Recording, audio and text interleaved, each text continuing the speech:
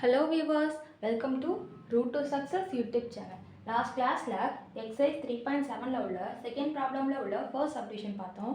அதுக்கான link in descriptionல கொடுத்திருக்கேன், போய் செக் பண்ணிக்கோங்க. இன்னைக்கான கிளாஸ்ல exercise 3.7ல உள்ள second problemல இருக்கக்கூடிய second subdivision பார்க்கலாம். வாங்க. Find the square root of the following: 9x square minus 24xy plus 30xz minus 40yz plus 25z square plus 16y square. அதாவது இந்த டேர்ம்க்கான ஸ்கொயர் ரூட் வேல்யூ கண்டுபிடிங்க அப்படின்னு சொல்லியிருக்காங்க. ஸோ நம்ம நார்மலாக என்ன பண்ணுவோம், ஸ்கொயர் ரூட் போட்டு ஃபஸ்ட்டு இந்த டேர்ம் எழுதிப்போம். கரெக்டாக நான் என்ன பண்ண போறேன்னா, எழுதுறப்பவே நான் அரேஞ்ச் பண்ணி எழுத போறேன். அதாவது எக்ஸ் ஒய் இசட் அந்த மாதிரி அரேஞ்சாக வர மாதிரி நான் எழுதிக்க போறேன். சரியா? ஃபர்ஸ்ட் என்ன வரணும், எக்ஸ். ஸோ நான் எக்ஸ் ஸ்கொயர் உள்ளதை ஃபர்ஸ்ட் எழுதிக்க போறேன். 9x square. எக்ஸுக்கு அடுத்து என்ன வரணும், ஒய். எக்ஸ் ஸ்கொயர்னா நெக்ஸ்ட் ஒய் ஸ்கொயர். அப்போ plus 16y square. x square y square na next என்ன வரணும், z square plus 25z square. z square வந்துருச்சா? அப்ப next என்ன வரணும், xy வரணும். ஏனா xy yz zx இந்த மாதிரி தான் எழுதணும். சரியா? அடுத்து xy வரணும். என்ன இருக்கு, -24xy. next yz -40yz.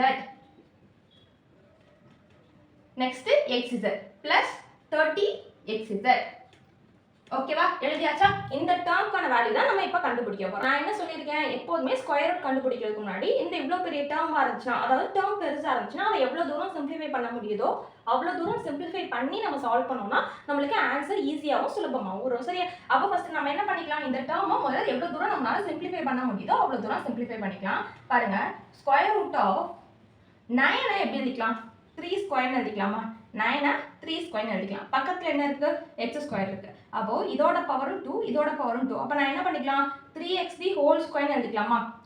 அப்போ 9x ஸ்கொயர்டா 3 ஸ்கொயர் x ஸ்கொயர்னு எழுதிக்கலாம். இதை 3x ஹோல் ஸ்கொயர்னு எழுதிக்கலாம். அப்போ டேரக்டா நான் 9x ஸ்கொயர்டா 3x ஹோல் ஸ்கொயர்னு எழுதிக்கலாமா?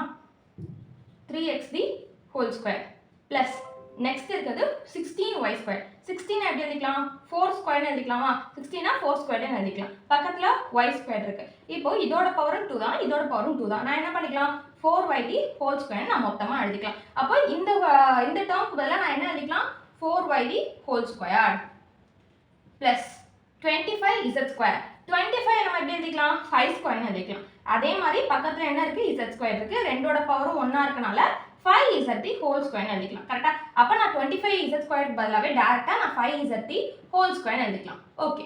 இப்போ நெக்ஸ்ட் என்ன இருக்கு, மைனஸ் 24 இருக்கு. 24 எப்படி பிரிச்சுக்கலாம், 6 into 4 னு சொல்லி பிரிச்சுக்கலாமா? 6 4s தானே 24. இந்த 6 2 into 3 னு பிரிச்சுக்கலாமா? அப்ப 2 into 3 into 4. 2 3s are 6, 6 4s are 24. 24xy க்கு பதிலா 2 into 3 into 4 into xy. Okay. Next என்ன இருக்கு, -40 இருக்கு.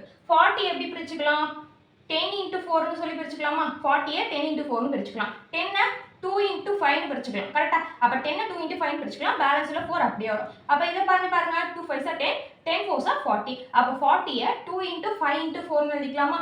-40 க்கு பதிலா 2 into 5 into 4 into yz அப்படியே வரும். பேலன்ஸ் என்ன இருக்கு, 60 இருக்கு. 60 எப்படி எழுதிக்கலாம், 6 into 5 னு எழுதிக்கலாம். 6 5s are 30. இப்போ 6 எப்படி பிரிச்சுக்கலாம், 2 into 3 னு பிரிச்சுக்கலாம். into 5 அப்படியே வரும். அப்ப 2 3s are 6, 6 5s are 30. அப்ப 30 க்கு பதிலா 2 into 3 into 5 னு எழுதிக்கலாம். plus 2 into 3 into 5.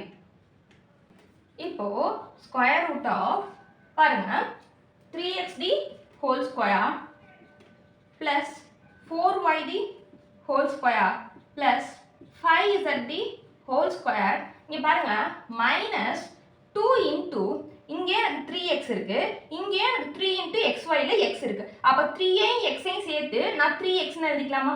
இங்க 4y இருக்கு. அதே மாதிரி நான் இத 4y னு தனியா பிரிச்சு எழுதிக்கலாம். xy ல y ஐயும் இங்க 4 ஐயும் எடுத்து நான் into 4y னு எழுதிக்க போறேன். சரியா?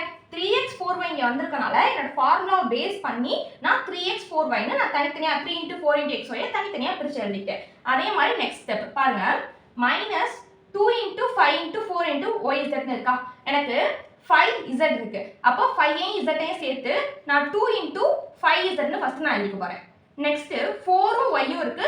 அதே மாதிரி செகண்ட் டேர்ம்ல 4y இருக்கு. அதே மாதிரி நான் எப்படி எழுதிக்கலாம், 4y னு பிரிச்சு எழுதிக்கலாம். வேற ஒண்ணுமே பண்ணல, பிரிச்சதை இப்ப சேர்த்து எழுதிட்டு இருக்கேன். அவ்வளவுதான். நெக்ஸ்ட் ஸ்டெப்ல என்ன இருக்கு, இங்க பாருங்க, 2 into 3 into 5 into xz. கரெக்டா? இங்க எனக்கு 3x இருக்கு. அப்ப 3xz xz ல இருந்து x ஐயும் 3 ஐயும் எடுத்துக்கிட்டு நான் என்ன பண்ணிக்கலாம் 3x எடுத்துக்கலாம். 2 into 3x into 5z ஐயும் சேர்த்து 5z. ஓகேவா? இது ஏன் இப்படி எடுத்து எழுதுனேன்னா உங்களுக்கு நெக்ஸ்ட் ஸ்டெப்ல புரியும். பாருங்க. ஸ்கொயர் ரூட் ஆஃப் இங்க எப்படி இருக்கு 3x whole square 3x 4y இங்க a 3x a ஸ்கொயர்னு எடுத்தோம்னா என்ன வரும் a square plus b square இது பார்க்கிறதுக்கு -2ab இப்போ இது b square plus c ஸ்கொயர்னா -2bc next plus 2ca இந்த மாதிரி ஃபார்மட்ல இருக்கு அதாவது a square plus b square plus c square plus 2ab plus 2bc plus 2ca ஃபார்மட்ல இருக்கணும் ஆனா இந்த இடத்துலயும் மைனஸ் வந்திருக்கு அப்படினா என்ன அர்த்தம் இந்த ரெண்டு டேர்ம்ல உள்ள ஏதோ ஒரு காமனா உள்ள ஒரு டேர்முக்கு மைனஸ் இருக்கதா அர்த்தம் இந்த ரெண்டு டேர்முக்கு காமனா என்ன இருக்கு 4 தான் காமனா இருக்கு அதாவது 4y தான் காமனா இருக்கு அப்ப எனக்கு இந்த டேர்முக்கு தான் மைனஸ் வரும் நான் அடுத்த ஸ்டெப்ல என்ன பண்ண போறேன்னா இங்க பிளஸ்ஸா மாத்தி இங்க மைனஸ் பண்ண போறேன் பாருங்க 3x whole square plus 4y whole square plus 5z whole square நான் என்ன சொல்லிட்டேன் பிளஸ் போட்டு எந்த இடத்துல மைனஸ் வரணும் 4y ல ஏன் வருதுன்னா இது ரெண்டுலயும் மைனஸ் இருக்கு அப்படினா என்ன அர்த்தம் காமனா உள்ள ஒரு டேர்முக்கு மைனஸ் இருக்கும்னு அர்த்தம் சரியா அப்ப plus 2 into 3x into -4y ஓகேவா மைனஸ் இன்டு பிளஸ் மைனஸ் தான் நான் ஜஸ்ட் நான் வந்து இன்டர்சேஞ்ச் பண்ணிருக்கேன் அவ்வளவுதான் நெக்ஸ்ட் அதே மாதிரி தான் மைனஸ் பதிலா பிளஸ் போட்டு இந்த மைனஸை இதுக்கு தனியா எழுத போறேன் அப்ப 2 into 5z into -4y ஓகேவா இப்போ நெக்ஸ்ட் ஸ்டெப் வந்துட்டு ஒண்ணுமே இல்ல அது ஏனா பிளஸ்ல தானே இருக்கு அதனால டைரக்டா எழுதலாம் +2 into 3x into 5z இப்போ பாருங்க a square + b square + c square + 2ab + 2bc + 2ca ஆனா இந்த இடத்துல இருக்குல b ல எனக்கு -4y இருக்கு அப்ப இங்க என்ன வரும் இங்கே மைனஸ் தான் வரும் ஏன் மைனஸ் வரும்னா -4y the whole square 4y the whole square நமக்கு சேம் ஆன்சர் தான் கிடைக்கும் ஏனா மைனஸ் ஸ்கொயர் பண்ணும்போது பாசிட்டிவ்ங்கறனால நம்ம உள்ள மைனஸ் போறதுல தப்பே இல்ல நமக்கு வேல்யூ சேஞ்ச் ஆகாது இப்போ நமக்கு ஃபார்முலா கரெக்ட்டா இருக்கான்னு பாருங்க a square + b square + c square + 2ab + 2bc + 2ca